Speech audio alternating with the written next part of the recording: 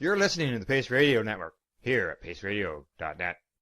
The views expressed by the individuals during this broadcast are their own opinions, and they may not be the same as those of their group or other organizations they may be involved with. All medical advice during our broadcast is not a medical opinion and should be checked with your medical physician.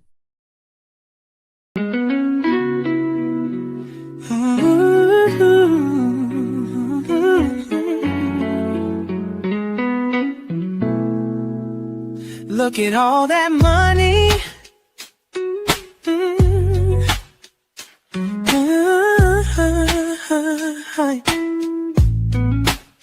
Look at all that money. Yeah, the money that they've spent. Take another look and take some time for hemp. Don't cut trees for paper, 'cause it hurts the environment. Stop deforestation, yeah, it's time for hemp. Well, an acre of hemp makes 20 barrels of oil. No need for pesticides to poison all our soil. People got no food, they got no clothes, they got no rent. Well, it's time for hemp. Yes, it is. It is time for Hemp again. I am your host, Casper Leach. Thank you for tuning in to the big broadcast. Please don't forget, anytime you hear the word joint, hit your pipes, your bongs, your vaporizers, and take time for Hemp. I don't say this often, but if you didn't see the last show, you need to, because it is amazing because of today's guest. Today's guest is a DA in Texas.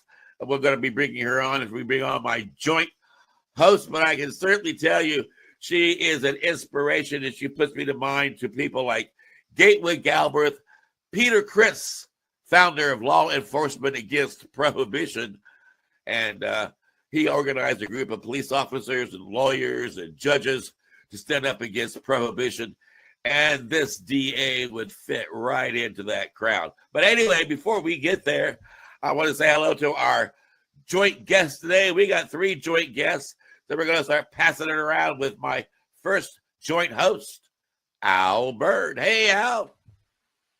Hi, guys. I hope you're back for the second half of this interview we're doing here. And but what Casper wants me to do now is sell my book. Go ahead, put the book up. There we go. Al wrote a book.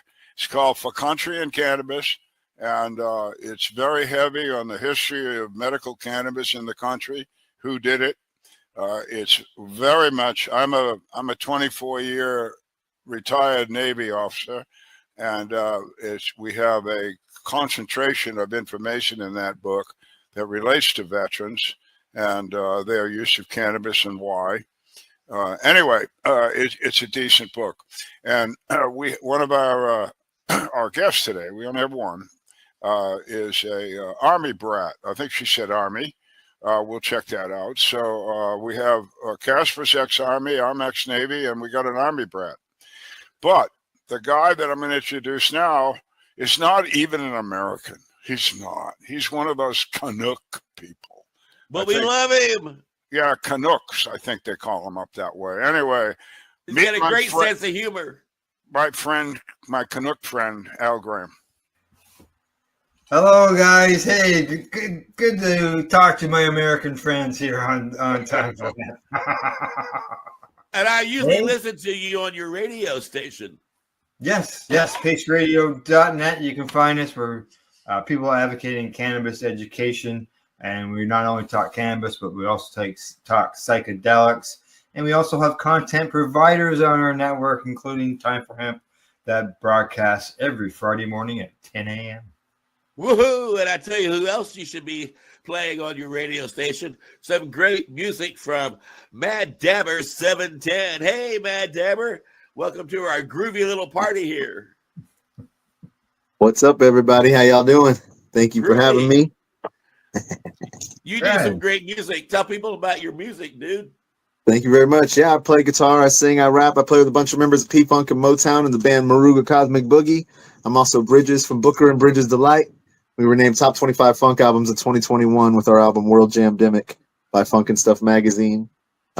Just signed with 1836 Entertainment, so shout out to those guys as well. Woohoo. And you can also catch me every Sunday night from 11 p.m. to 1 a.m. Central Texas time with Sundays Free with JJB on KZSM LP 104.1 San Marcos and KZSM.org. And doesn't he have a radio voice? Huh? He does. I was just thinking the same thing, Al. You know, Justin, it might behoove you to take over some kind of big, large radio conglomerate sometime and just make it your own. I don't know.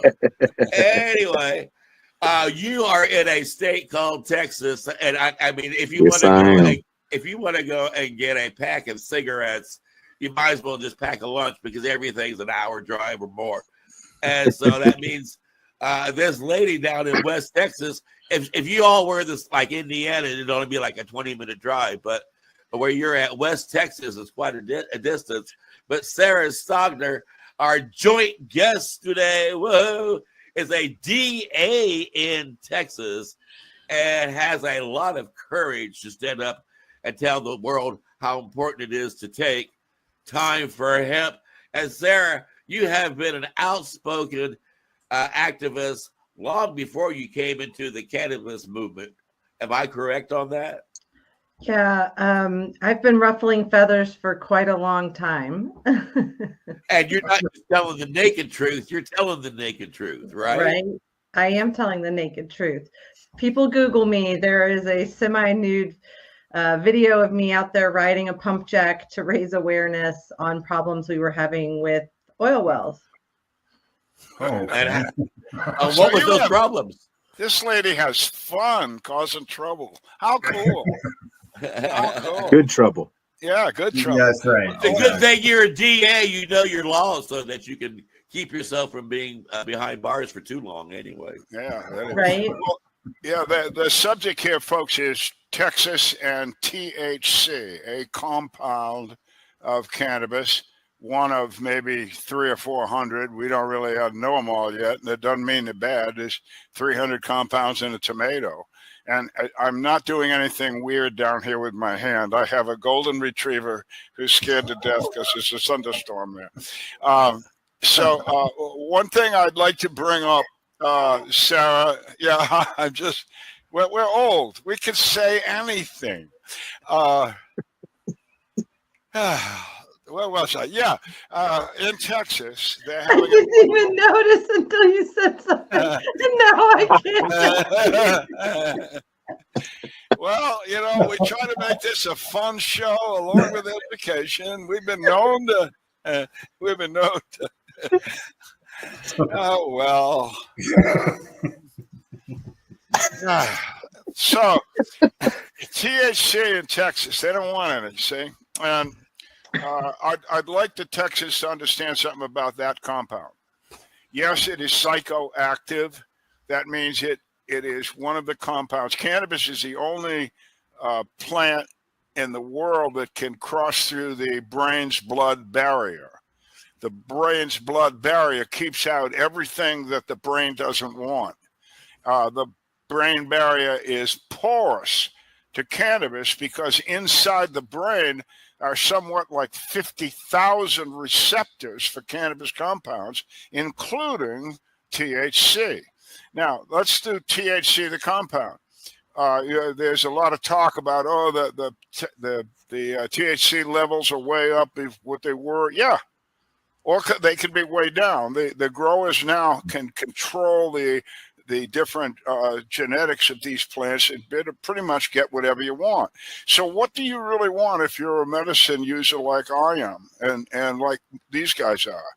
What we want is not a trip. We're not on some sort of psychedelic trip of some sort. We want a friggin' medicine, and we want it to do what we want it to do. In my case, it's deal with post-traumatic stress bullshit and a hell of a lot of pain. It's different for everybody. But in the THC level, you have another compound, which you all heard about, called CBD. It's a great compound. It helps with pain. It helps with all kinds of stuff. But if you've got a THC level of 10 in your plant, and you've got a THC, a CBD level of 10 in your plant, that negates the psychoactive activity of the THC. So just having THC in a plant does not make it psychoactive. It makes it psychotropic. Psychotropic means that the good stuff in the plant gets through that brain barrier, gets into your brain with the 50,000 receptors and does good things for your endocannabinoid system. But again, in Texas, they don't even seem to know there is an endocannabinoid system. So what I'm getting at again as a veteran is I'm worried about the veterans in Texas. There's something like 1.4 million of them. And I think it's the fourth highest veteran state in the country, third in there. It's a lot of vets. And if you take that THC out of there, you're doing irreparable harm to these men and women. Leave them alone. Just take this law and stick it someplace. It's unnecessary. It's illogical. It's immoral. What the hell's wrong with you? The lieutenant governor, what's his name? He's a fool. Dan Patrick. Dan Patrick, I'm Al Byrne. You're a fool. Tell me how you really feel. Tell me how you really feel. No, anyway, I'm trying to give Sarah another edge up here, that by adjusting the compound levels, THC becomes a non-event. It's not about THC. It's about managing the plant. So I'm sorry. Go ahead, Sarah. Well, no, I was going to say, and I'm sure Justin's been laughing about Charles Perry, one of our senators, was in one of the hearings and said that someone was tripping for 3 days on some of marijuana, and it's like reefer madness, right? And so then right. 100%. I actually posted on social media. I was like, where have you been hiding this dank that gets you tripping for 3 days? For 3 days, for real. I'll take some. Well, Yeah, for the folks that absurd. don't know, again, we got audiences here that are naive to all this. The cannabis use generally lasts in the average human being about 3 to 4 hours. And that doesn't mean that they're tripping, they're doing something weird. They're actually just relaxing. They're lowering their anxiety rate. They're increasing the benefits from their endocannabinoid system. Here's another thing that's going to come up in Texas, and I want to bring it up because somebody else will, and they won't know the answer, and I do. Driving. Can you drive on cannabis? Yeah. My brother-in-law has been driving a semi for 2.7 million miles without an accident, and he smokes cannabis all the way. And his boss tells him, I don't want you driving my truck unless you're smoking. There is 14 studies worldwide, including in the United States, of cannabis and driving. What happens? Now, I want to give you one key word. The word here is experienced. Experienced drivers on cannabis drive safer than people that are sober. Think about that. They beat the statistics on sober. And the word is experience. Now, if you're not experienced, you get behind the wheel and things are a little fuzzy. No, don't do it. But if you're an experienced driver like me, I've been smoking cannabis every day of my life for 40 years. I could do anything on cannabis. I've had patients over and over tell me, Al, if I don't smoke cannabis, I shouldn't drive. How's that? Well, now, back to the international studies, every one of them echoes what I just told you. That every study done in every country, including America, is that if somebody is an experienced driver, they will not have a problem driving. If you look at states like Colorado, Oregon, where cannabis has been legal for quite a while, DUIs are down, accidents are down. There is just less damage with automobiles and trucks because, why? Because they're experienced and they are more focused than even sober drivers. Well, so I in think Texas, that'll come up. I think Sarah has a good insight on that too, because I'm sure that she and the police officers in her area deal with that topic all the time, right, Sarah?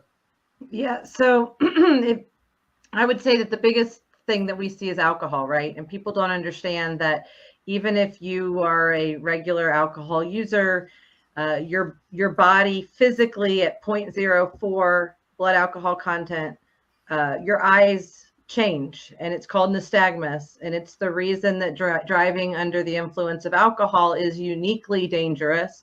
It's the reason why we train officers and really concentrate efforts on alcohol, because it doesn't matter. You can be a professional drunk, right? 18 beers every day.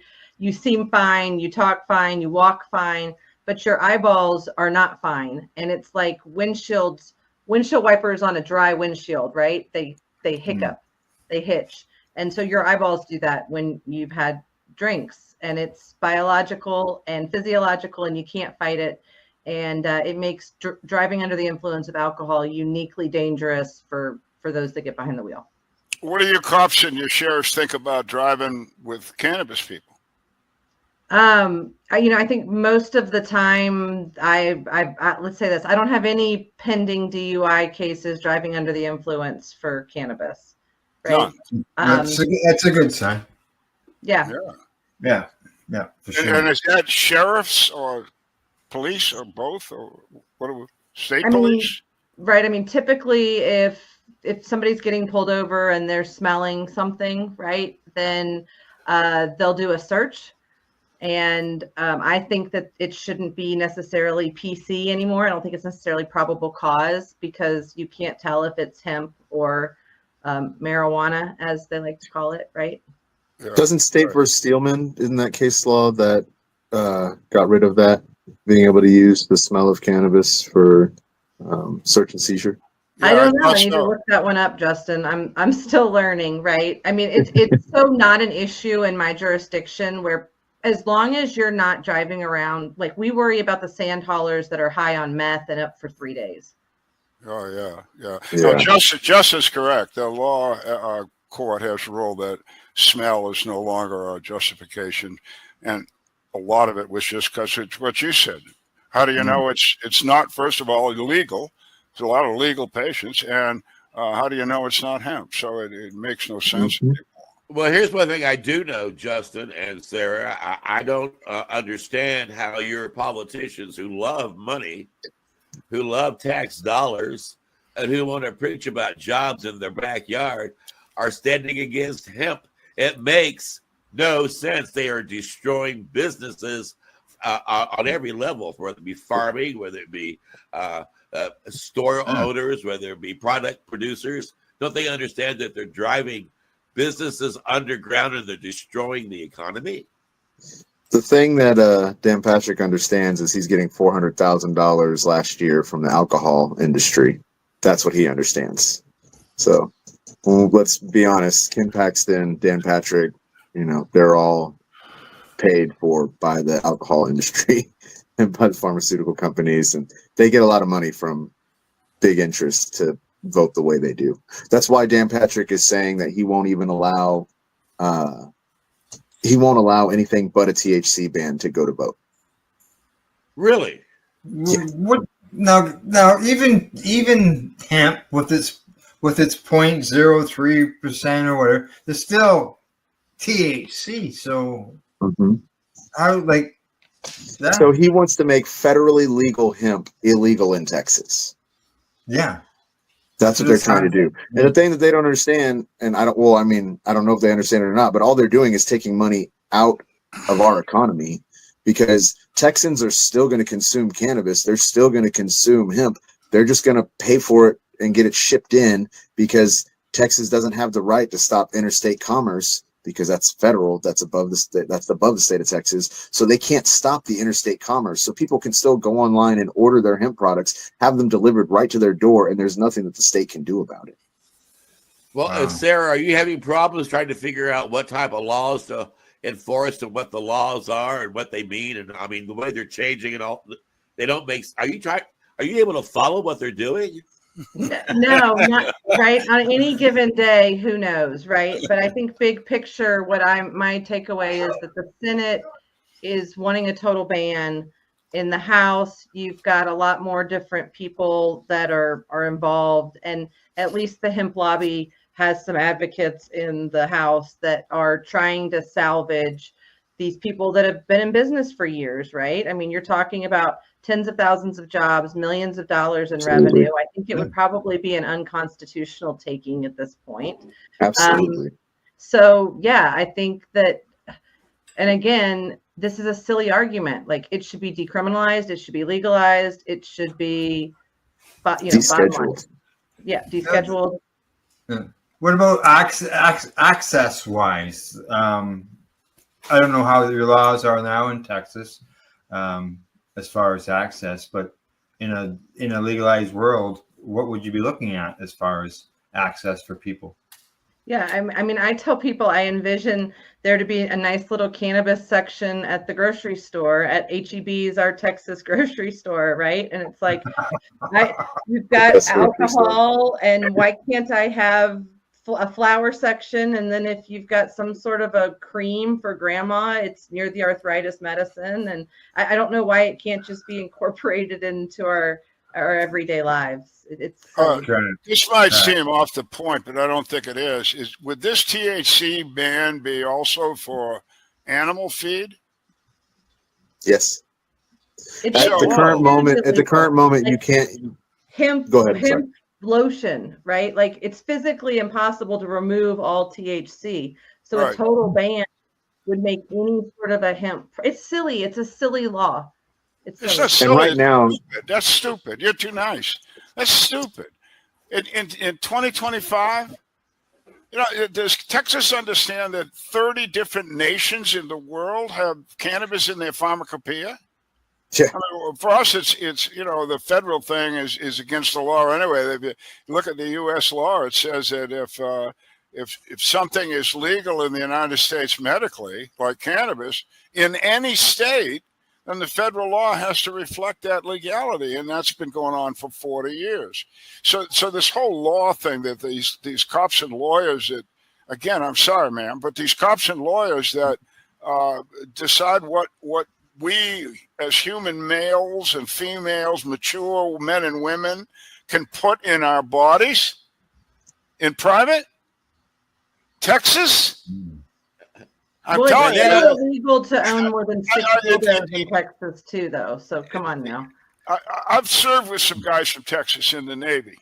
They were super dudes, and every one of them's got to be as pissed as I am. I can't believe Texas even considering that. Your whole reputation is gone. You might as well move to Connecticut.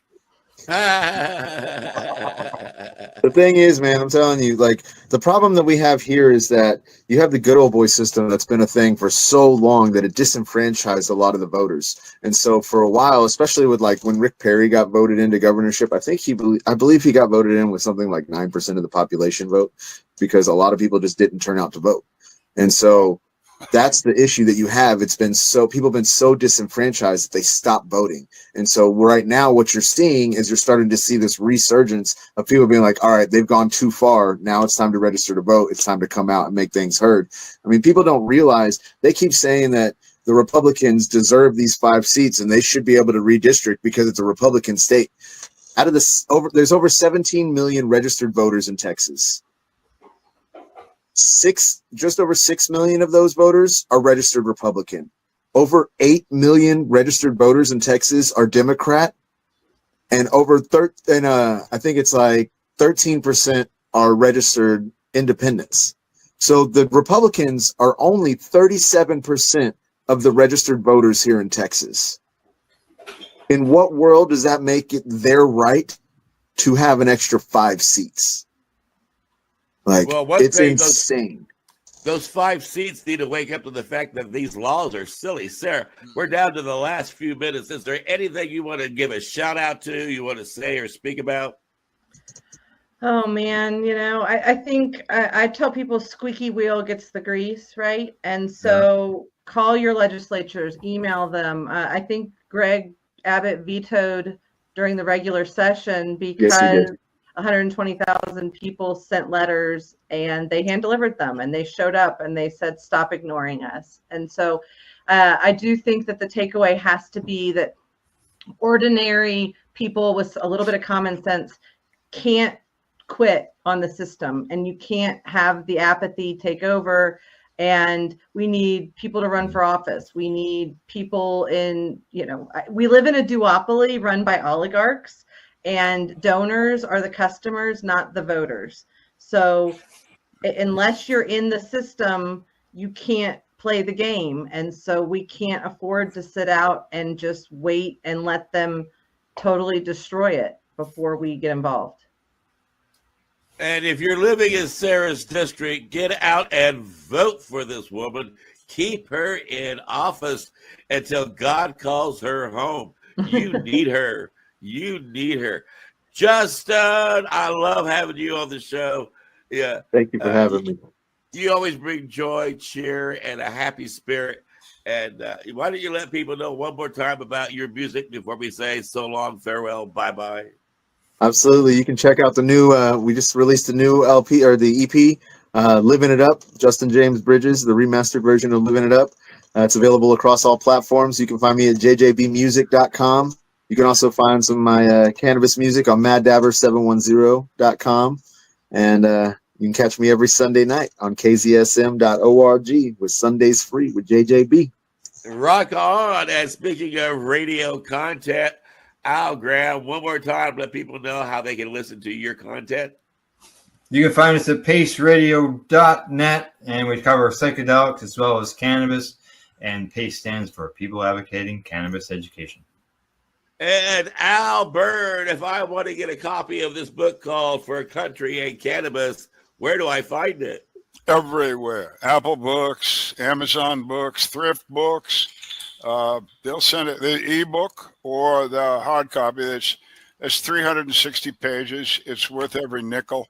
If you if you have a healthcare professional in your life, if you are a patient, you need that book. So a lot of the stuff I just brought up about diving and CBD, THC, the fact that lawyers and cops are running your medical program for you, it's all in that book. It explains how we got from nothing to where we are today, where 30 countries in the world have cannabis in their pharmacopoeia, and the United States does not.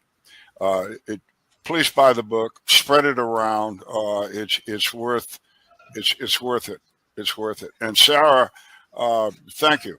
It was a pleasure to have you. It's a pleasure to maybe we can be friends into the future and work together on. And I'm at your disposal if I can help you with some sort of background or information. Thanks. I always love learning. And I know, Sarah, Justin will be interested to have you be involved in Texas Hemp Stock. Isn't that going to be next year, Justin? Yes, it will. We're going to be probably moving it to a different day to make it a little bit cooler, but it will be happening again. We're looking probably just like Portland Hemp Stock used to be the weekend after Memorial Day. That's what we're looking at. Or Labor Day, I'm sorry, the weekend after Labor Day. So that's what we're looking at right now. All right, so just don't put that on your calendar, Sarah. You're going to be busy that weekend. Justin's going to want you to be part of the show. And I'll get to meet you there because now that they've dragged me out of retirement, they promised to drag me down to Texas once a year to say hello to everybody, which I'm joyful to do because there's a lot of wonderful spirits there. And Sarah, seriously, I have been inspired by your work, and I am just honored to have had you on the show. And I really hope you come back sometime in the future and help us let the whole world know how important it is to take time for hemp.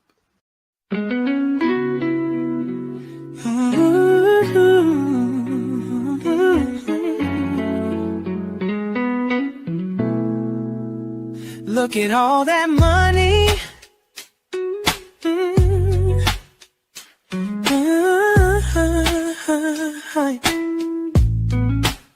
Look at all that money.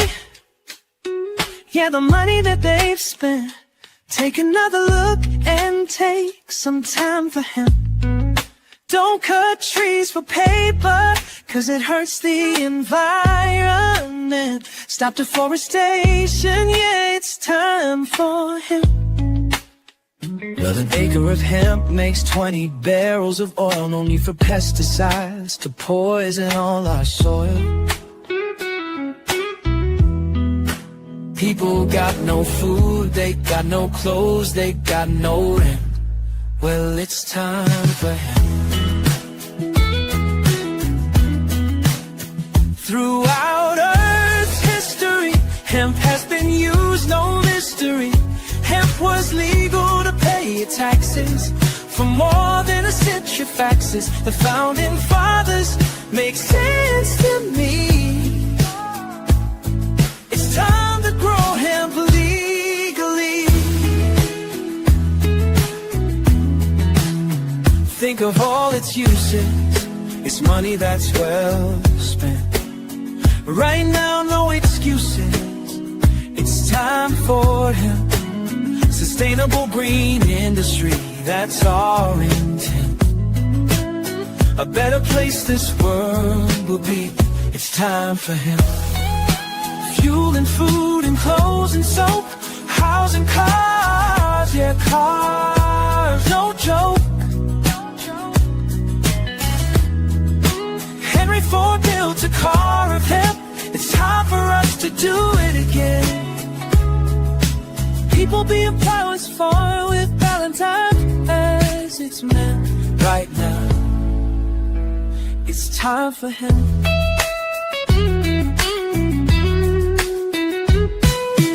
Hemp is a true necessity for the wealth and protection of this country. Thomas Jefferson spoke those words. He knew the value of these herbs.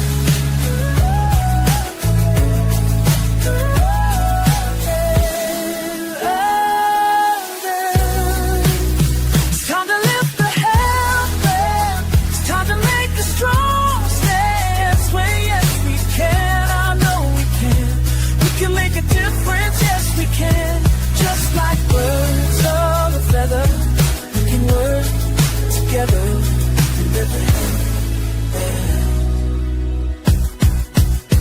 Look at all that money, yeah, the money that they spend. Take another look and take some time for him. Don't cut trees for paper, 'cause it hurts the environment. Stop deforestation, yeah, it's time for him.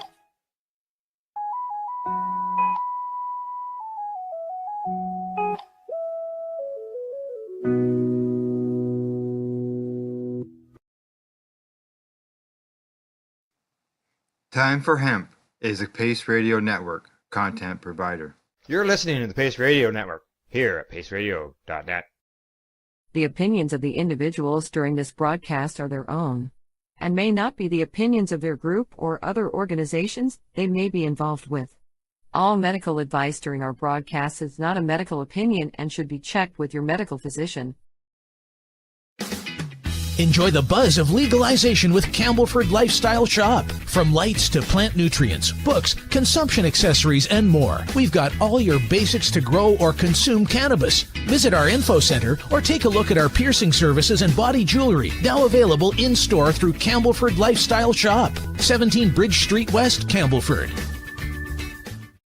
Limestone City Hydroponics is Kingston, Ontario's hydroponic shop. Take your growing to the next level and create the optimal environment with a tent kit, or maximize your yield with an ebb and flow flood table kit. Either way, Limestone City Hydroponics has more sizes and options to fit your needs. Are you looking for the power of the sun that adapts to your budget? Then look no further, as they have professional grow lighting. They have indoor grow systems that are easy and cost effective, with many options to fit your living space and lifestyle. Cultivate your growing potential. We have everything you need to succeed. And if you can't make it to the store, they offer local delivery to the greater Kingston area. Remember, when you're looking for experts to help you grow, then look no further than the locally owned Limestone City Hydroponics, 105 Sunderland Drive in Kingston, Ontario. Call them at 613-548-0420. We are people advocating cannabis education here at Pace Radio.